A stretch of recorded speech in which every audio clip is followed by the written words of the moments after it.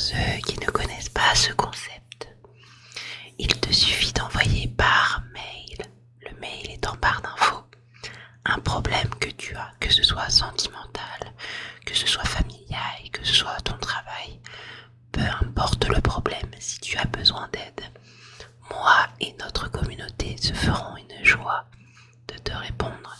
Je tiens énormément à ce format de vidéo et j'aimerais qu'il dure le plus longtemps possible parce que tu es très important pour moi. Eh bien, on va commencer sans plus tarder par le premier mail qui a été envoyé le 21 juillet. Je sais, j'ai un petit peu de retard. Bonjour Caroline. Déjà, merci pour ce concept qui nous permet de pouvoir recevoir des avis et qui aide beaucoup. Tu es une personne formidable. Merci beaucoup, mais toi, tu es encore plus formidable. Alors voilà mon histoire. J'ai 19 ans et j'étais en couple maintenant depuis presque 3 ans. Depuis mes 16 ans avec un garçon qui a 2 ans de plus que moi. C'est un garçon que j'ai rencontré sur les réseaux sociaux. On ne s'est plus jamais lâché. Il a rencontré ma famille au bout d'1 an de relation. Voilà, tout se passait bien. Puis un jour, suite à une dispute, nous nous sommes séparés, bien que nous continuions à nous parler comme si on ne l'était pas. Et j'ai appris qu'il était parti voir d'autres filles pendant cette période. Après ça, j'ai naïvement pardonné alors que ça m'avait déchiré le cœur de le voir avec une autre. Mais de là, ça ne s'est plus jamais arrêté. Oui, c'est complètement toxique de se quitter tous les mois, mais bon. À chaque dispute, c'était la même chose. Un jour sans se parler, et il avait déjà rajouté des dizaines de filles. Mais vraiment, on dirait qu'il n'attendait que ça. Jusqu'au jour où, cette fois, il n'y avait aucune histoire, tout allait bien, du moins je croyais. Et en fait, j'ai découvert qu'il était en contact avec plusieurs filles, et pas juste pour faire copain-copine, dont on était bel et bien ensemble et tout allait bien, mais il cherchait une fille avec qui me remplacer.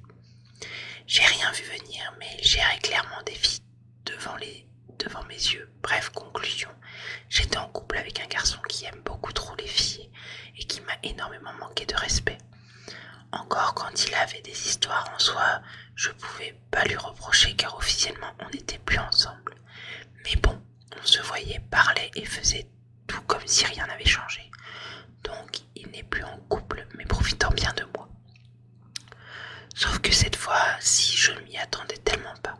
Son excuse a été que je ne lui faisais pas confiance et que ça le saoulait. Alors que ce manque de confiance est dû à ce qu'il m'a fait dans le passé et qu'il ne savait pas pourquoi il faisait ça. Bref, aucune excuse n'est valable. D'ailleurs, selon lui, tout est de ma faute. Nous ne sommes donc plus ensemble pour de bon, mais il continue de m'appeler et je n'arrive pas à ne pas répondre. Je n'arrive pas à bloquer ou à supprimer nos photos et il essaye de me faire culpabiliser, de ne plus lui parler.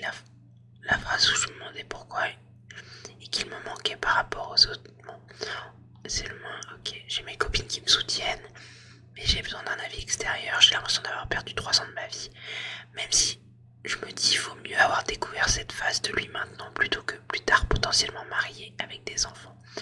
Voilà, merci d'avoir pris le temps de lire mon message. Gros bisous. Eh bien ce mec est un connard. Voilà, je suis désolée, je dis le mot, c'est un gros mot. Ce mec est un CON, un gros CON. Et il sait très bien où appuyer pour te retrouver. Donc de ce que j'ai compris, ça faisait 3 ans que tu étais avec ce gars, il y a eu une dispute. Lors de cette dispute, il est parti voir ailleurs. Bon, même si je trouve qu'au bout d'une semaine, aller voir ailleurs, c'est un peu dégueulasse. Mais voilà, chacun fait ce qu'il veut, chacun voit midi à sa porte. Quand vous n'étiez pas ensemble, voilà, on va dire qu'on tolère. Mais ce qu'il t'a fait après, c'est-à-dire aller voir d'autres filles, parler avec d'autres filles, faire copain-copine avec d'autres filles, ça c'est non. Soyons d'accord, si vous voulez une relation libre avec votre partenaire, dites-le dès le début. Voilà, alors moi, je t'aime, mais je veux une relation libre avec toi, je veux pouvoir aller voir ailleurs, et toi aussi tu as le droit d'aller voir ailleurs. Voilà, mettez les les choses au clair, à plat dès le début. Si vous voulez une relation libre avec votre partenaire, pour savoir si oui ou non il est d'accord, c'est tout. Le consentement, c'est primordial. Là, il t'a juste trompé en fait. Ça se trouve, pendant les 3 ans où vous étiez ensemble et que tout allait bien, tu ne sais pas à qui il a parlé. Ce gars est un poison, un véritable poison, et il sait que tu as des sentiments pour lui. Il sait très bien que tu reviendras dès qu'il claquera des doigts pour dire oh, allô, je suis là. Je sais que c'est compliqué de ne pas lui répondre, c'est compliqué de raccrocher ses appels, c'est compliqué de le bloquer, c'est normal. Tu as des sentiments pour lui, et il le sait. Dis-toi qu'il le sait très bien.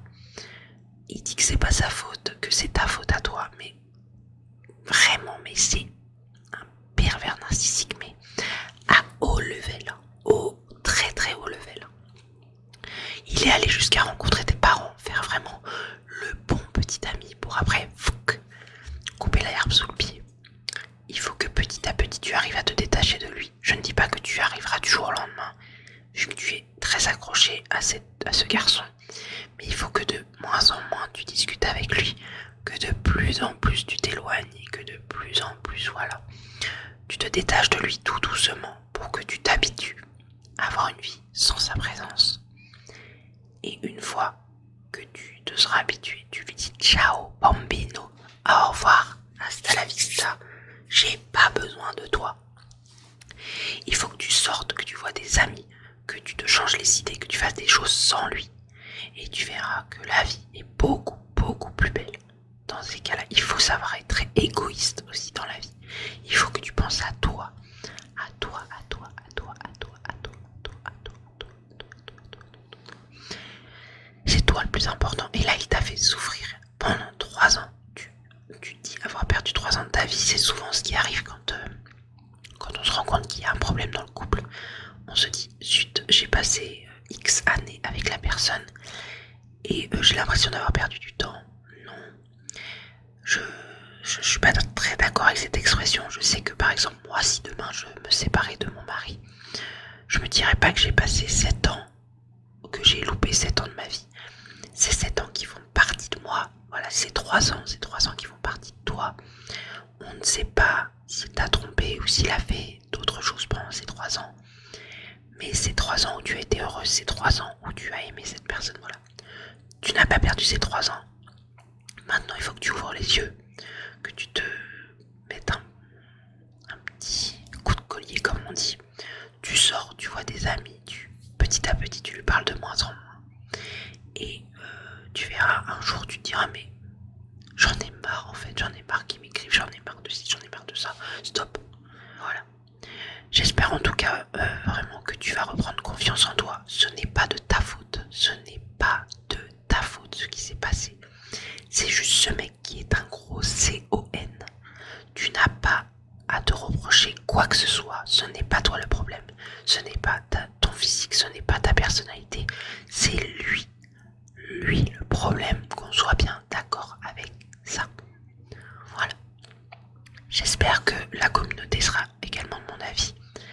N'hésitez pas à donner du soutien à cette femme. Je ne sais pas si je peux dire son prénom, donc dans le doute, je ne vais pas le dire.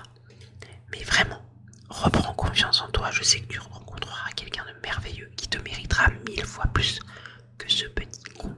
Voilà. Pour ce premier cas, on va le mettre dans car on répond. Et voilà, on va répondre au prochain mail qui date du 23 juillet. Alors, salut à toi, K.O. J'espère que tu vas bien malgré ton opération. Ça, c'est un mail qui date de mon opération des dents de sagesse.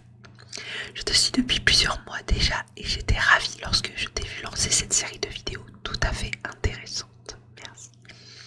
J'ai longuement hésité à envoyer ce mail, mais finalement, je pense que me confier peut m'être bénéfique en espérant avoir une réponse. Eh bien, merci déjà d'avoir pris le temps de m'écrire, d'avoir pris le temps de poser tes mots, d'avoir pris le temps, voilà, de synthétiser ta situation. J'espère que ce courage que tu as eu, d'autres l'auront pour qu'on puisse les aider également. Tout d'abord, pour en venir au contexte, j'étais avec un garçon de mon âge depuis 2021. Et cette année, ça allait faire 2 ans que nous étions ensemble. Cela peut paraître peu, mais de nos jours, et surtout à notre âge, je suis au lycée, c'est déjà pas mal du tout. C'était mon premier amour, mon premier tout, même bisou. Ne sois pas gêné, il n'y a pas d'âge pour avoir un premier amour. J'ai jamais autant considéré quelqu'un et surtout jamais autant accepté de choses. J'ai même été jusqu'à accepter des choses que je n'aurais jamais pensé, la tromperie. En effet, dans ces presque 2 ans de relation, il y a eu des choses. Tout d'abord, il a demandé des photos à une autre fille sur Discord, en disant que de toute façon, sa relation actuelle allait bientôt finir, et que c'était énervant. Il a changé mon nom lors de cette discussion et a même créé un nouveau compte Instagram en disant qu'il s'était fait pirater. Il n'a jamais eu ces photos, et j'ai découvert cette histoire un soir car cette même fille est venue me DM et m'a envoyé toutes les captures. Ensuite, en fin d'année 2022, il m'a quitté par message puis est revenu 3 semaines après. Quant à cette année, j'ai commencé à m'éloigner de mon groupe d'amis car je ne m'y sentais plus à ma place. Étant donné que j'étais très souvent avec mon ex-copain, je n'étais plus invitée aux soirées car on ne me considérait plus comme une amie proche. Leur sujet de discussion ne tournait plus qu'autour de ces soirées quand je venais et j'étais la seule à ne pas y être invitée. Alors j'ai décidé de ne plus y aller. Malheureusement, avec toute cette histoire, j'ai vraiment beaucoup oublié ma meilleure amie qui ne fait plus partie de ma vie maintenant. Dès à présent, mon ex-copain m'a quitté en juin, le jour de mon anniversaire, en m'appelant pour me dire que c'est terminé, et comme quoi ça ne pouvait plus durer, car on se lançait des tacles, ce qui est vrai. J'avais décidé de répliquer, car ça me faisait du mal ce qu'il disait. Je me disais que de toute façon je trouverais quelqu'un d'autre et que je ferais l'amour à d'autres un jour. Il m'a aussi dit qu'il avait eu une discussion avec mon ancienne meilleure amie, je ne sais pas de quoi ils ont parlé, qu'il ne m'aimait plus et qu'il en avait marre car j'étais très jalouse et que je me plaignais beaucoup. Maintenant, j'ai perdu tout le monde et j'ai un passé et surtout des traumas qui font que je supporte pas la solitude. Et je suis une grande timide, alors je n'arrive pas à aller vers les autres. Et en rentrant en terminale, en septembre, les groupes d'amis sont tous bien faits maintenant. J'ai peur d'être seule et je sais que je ne supporterai pas ça toute une année. Alors je ne sais pas quoi faire car j'aime encore mon ex et j'ai tout perdu. Il risque de m'ignorer et ça va me faire du mal. Alors passer cette année seule, en plus alors d'une année aussi importante et déterminante, cela pourrait avoir des conséquences sur mes résultats. Je ne sais pas quoi faire. J'ai l'impression que tout le monde a oublié ce qu'il avait fait et cru comprendre que maintenant c'était bien moi qui était vue comme la bête noire. Il y a beaucoup de gens contre moi, même mon ancienne meilleure amie. Qu'en pensez-vous? Alors, déjà soyons clairs, ce n'est pas toi le problème. Encore une fois, on est dans une situation d'un mec dégueulasse. Ce n'est pas toi le problème, ce n'est pas toi qui as créé le problème, ce n'est pas toi qui as créé tout ça. Tu es quelqu'un de bien et lui, c'est quelqu'un de mauvais. On met tout de suite les rôles au clair. Voilà. Ce qui t'a fait, ça ne se fait pas. C'est dégueulasse. C'est de la tromperie. Nous sommes d'accord, on ne va pas demander à une fille des photos. J'imagine que c'était des photos dénudées. Tu n'as pas précisé, mais je l'imagine bien. Un mec qui va demander des photos d'une autre fille à poil, c'est non. C'est non, voilà. Ton groupe d'amis, eux, ils sont CON aussi. C'est des gros CON aussi. Parce que eux, ils cautionnent ce qu'il a fait. Il a dû aller leur dire, ouais, ma copine, elle est comme ci, comme ça, elle m'énerve, elle est chiante, blablabla. Et il se les est mis dans la poche. Oublie-les. Je sais que c'est difficile, mais oublie-les. Des copains qui suivent un gars sans avoir les 2 versions, qui cherchent pas. Non, c'est pas des amis, il faut pas chercher. Ce qui m'attriste dans cette histoire, c'est plutôt ton ancienne meilleure amie. Tu l'as délaissée pendant quelques temps, donc je comprends qu'elle a pu être blessée. Et ton ex qui part la voir, qui va lui dire une grande sérénade, et elle est de son côté. Ça, c'est peut-être le point qui me chiffonne. Ce que tu devrais faire, c'est aller la voir, lui donner ta version de l'histoire, et après, c'est à elle de voir quel côté elle croit, quel côté elle suit. Si tu arrives, voilà, à renouer contact avec elle, ça va sûrement prendre du temps. Mais voilà, il faut petit à petit poser les petites briques. C'est comme une maison. Quand on a les fondations, il faut y aller petit à petit.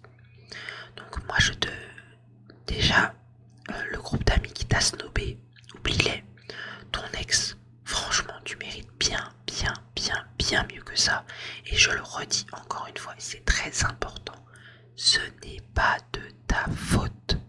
Il faut que tu te mettes ça dans le crâne.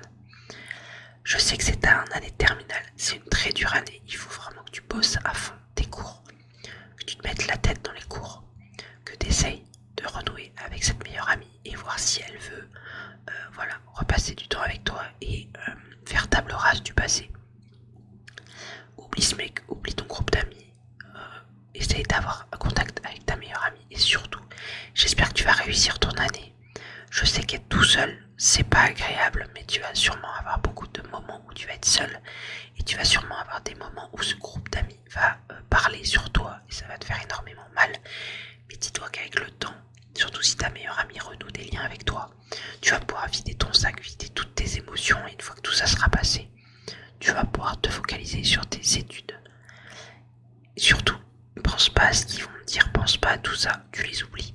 Voilà, ce mec c'est un connard, ce groupe d'amis c'est des connards. Voilà. J'espère que ta meilleure amie comprendra que voilà, t'as été moins avec elle, mais que tu l'aimes toujours autant et que tu veux avoir une relation avec elle. Voilà. J'espère vraiment, en tout cas, parce que là on est en octobre, que ton mois de septembre au lycée s'est bien passé, que tu as réussi au mieux à jongler avec les cours et toute cette histoire. Et je te souhaite vraiment le meilleur et j'espère vraiment que tout va très bien se passer pour toi. Voilà pour le deuxième cas. On va faire le dernier cas de cette vidéo et il me restera 3 mails. Donc de quoi faire une vidéo car on répond. Donc ce mail-là date du 14 août. Il est assez long également. Coucou Caroline, comment vas-tu? Je vais très bien, merci. Merci encore pour ce concept génial. Merci à toi. Voici ma situation. En février, j'ai rencontré une fille sur les réseaux sociaux et on est devenus très proches. J'ai toujours eu du mal avec l'amitié en général, j'avais toujours peur qu'on m'abandonne. Et elle avait le même problème, donc on se comprenait. C'est très rapidement devenu ma meilleure amie, on se parlait tous les jours, on se faisait très souvent des FaceTime et on se comprenait. Je pouvais lui parler de tout sans me sentir jugée et inversement. Nous avions plein de projets toutes les deux, mais nous n'arrivions pas à se voir car nous habitons à 4 heures de distance. Je pense sincèrement ne pas avoir fait l'erreur dans notre amitié, j'étais toujours prête à l'écouter, je l'ai soutenue dans ces moments difficiles et c'était valable dans l'autre sens. En juillet, on a réussi à se caler une date pour se voir, fin août. On était contentes toutes les deux. Toujours en juillet, elle a rencontré un garçon et ça a été le coup de foudre. Ils se sont mis ensemble. J'étais vraiment super contente pour elle. Elle a beaucoup eu de mal avec les garçons et cela me faisait plaisir de la voir s'épanouir. Cependant, au bout de quelques temps, j'ai commencé à trouver qu'elle s'éloignait. Mais je me suis convaincue que ce n'était qu'un pressentiment et qu'il fallait que j'arrête de trop réfléchir. Sauf qu'en réalité, ce n'était pas du tout un pressentiment et qu'elle était vraiment en train de s'éloigner. Elle met énormément de temps à me répondre car elle est avec son copain. Je n'ose pas lui proposer de FaceTime car elle est tout le temps avec son copain. Et elle, de son côté, ne m'envoie presque plus de messages. Quand c'est moi qui lance la conversation et qu'elle est disponible, tout va bien. On est normal l'une avec l'autre. Mais quand je ne lui parle pas en premier, rien, silence radio. On en a parlé, elle s'est excusée. Elle m'a dit qu'elle avait du mal à partager son temps entre son copain et moi. Et que, puisqu'elle qu'elle le voyait en vrai, contrairement à moi, c'était plus facile de lui accorder du temps. Il faut savoir que cet été elle travaille et qu'elle est donc très fatiguée le soir, donc elle s'endort tôt, on n'a pas le temps de parler. Et pendant ses jours de congé, elle est avec son copain.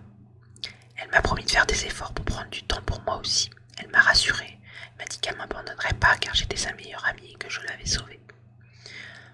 Je suis le genre de personne qui ne croit pas les paroles lorsqu'elles ne sont pas suivies d'actes et malheureusement je pense que ce n'était que des mots en l'air. On s'est fait un FaceTime le lendemain de la conversation et quelques-uns dans la semaine qui ont suivi et tout allait bien. Mais ensuite on a recommencé à moins se parler et c'est encore moi qui dois lancer la conversation sinon on ne se parle pas. On se voit dans 10 jours, j'espère que ça va bien se passer, ensuite je ne sais pas quoi faire.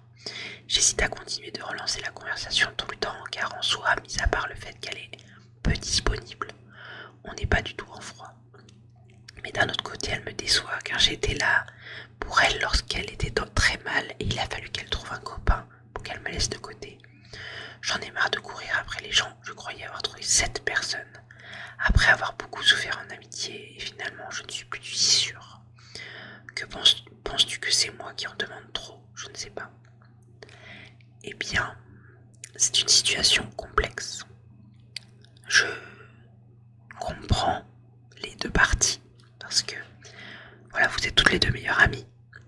C'est vrai que c'est pas correct de te mettre de côté.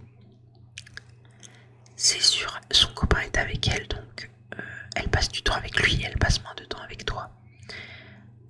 Si toi un jour tu rencontres quelqu'un, tu passeras également moins de temps avec elle, ce qui est normal. On a tous des vies plus ou moins remplies. Et on n'a pas tous le même temps à fractionner pour telle ou telle activité. Certes, c'est triste qu'elle passe moins de temps avec toi et c'est triste qu'elle balance des mots comme ça pour ne pas faire des actes derrière. Je comprends totalement ta frustration, ta colère, ta tristesse. Voilà, j'espère que votre entrevue s'est bien passée, que ça vous a fait plaisir de vous voir toutes les deux. Si tu peux me faire un petit retour là-dessus, ce sera avec un grand plaisir. Je comprends que tu en as marre de courir derrière les gens. Et je l'ai vécu aussi beaucoup avec une amie que j'y suis beaucoup allée, j'ai essayé de relancer. Et un jour, ça casse. Malheureusement. À part te dire de laisser le temps au temps, d'espérer qu'elle revienne vers toi. Mais je pense qu'elle a du mal à fractionner son temps entre lui et toi. Je sais pas ce que lui pense de toi. J'espère pas que c'est un gars comme les deux autres gars qu'on a eu avant. Que c'est pas quelqu'un de toxique pour elle. Que c'est un bon gars. Et qu'il ne l'entraîne pas dans le fond. Qu'il la soutient, qu'il la met vers le haut. J'espère vraiment qu'elle a trouvé quelqu'un de bien. Et que c'est pas lui qui l'empêche de discuter avec toi. Faut que tu aies beaucoup de conversations avec elle, que tu poses les mots, que tu lui dises voilà je t'aime et ça me rend triste. Je sais que tu as déjà discuté avec elle, qu'elle a mis des mots, qu'elle t'a mis des mots et que rien n'a changé, mais voilà, faut que tu laisses le temps au temps. Laisse-toi 6 mois. Si dans ces 6 mois elle n'arrive pas à fractionner le temps entre lui et toi, eh bien ne lui écris plus et attends qu'elle t'écrive. Je sais que c'est triste et j'espère vraiment qu'elle va se rendre compte que tu n'es plus là et qu'elle va se mettre un petit coup de collier et qu'elle va se rendre compte qu'elle t'aime énormément et qu'elle a besoin de toi. Je pense que c'est ce qui va arriver et j'espère pour toi qu'elle va s'en rendre compte et j'espère qu'elle a trouvé un gars qui ne la met pas vers le fond comme je l'ai dit juste avant. Fais-moi un petit retour sur la situation quand vous êtes vu, comment elle a été avec toi. Est-ce qu'aujourd'hui vous êtes toujours amis? Est-ce qu'elle arrive à fractionner son temps entre lui et toi? Voilà. J'espère en tout cas que ça va pour toi. Encore une fois, dans ce cas-là, ce n'est pas toi le problème. Ce n'est pas toi le problème dans tous les cas qu'on a vus. Ce n'est pas vous les problèmes. C'est la personne en face, c'est le copain, la copine. Ce n'est pas vous le problème. Surtout, je comprends que tu as été déçu en amitié, ça te fait mal, ça te fait souffrir. Mais malheureusement, j'aime beaucoup cette phrase, mais pour connaître le bonheur, il faut avoir connu le malheur. Voilà. Donc je vais mettre ce mail dans car on répond 2. J'espère avoir répondu au mieux aux 3 situations que j'ai eues. Il me reste assez de contenu pour faire un cas on répond. Donc je t'invite toi derrière cet écran, si tu as un quelconque problème et que tu veux un avis de moi et de ma communauté, je t'encourage vivement à regarder dans la barre d'infos le mail